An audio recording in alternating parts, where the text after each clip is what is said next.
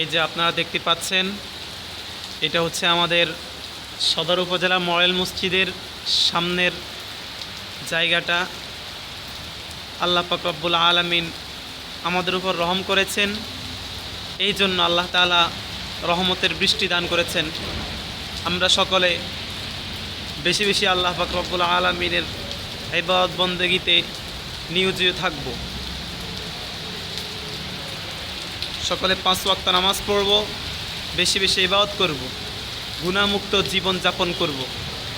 এই যে দেখতেছেন রহমতের বৃষ্টি পড়তেছে।